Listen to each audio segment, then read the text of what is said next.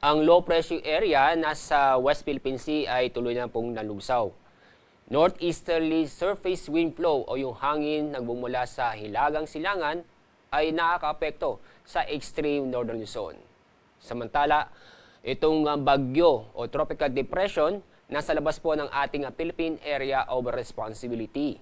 Inyong makikita, napakalayo sa ating bansa, nasa 2,605 kilometers east-northeast ng extreme northern Luzon.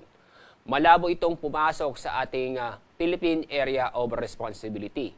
Inyong mapapansin ang cloud cluster o yung kumpulan ng mga kaulapan dito sa may East Philippine Sea. Dulot po yan ng trough ng bagyong nasa labas ng ating Area of Responsibility.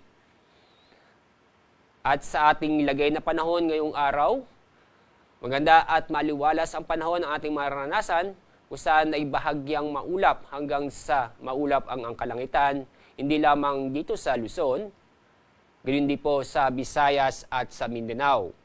Bukod sa maganda at maliwalas na panahon, may tsansa pa rin po ng mga isolated na mga pag-ulan o mga biglaang buhos ng ulan dahil sa localized thunderstorm.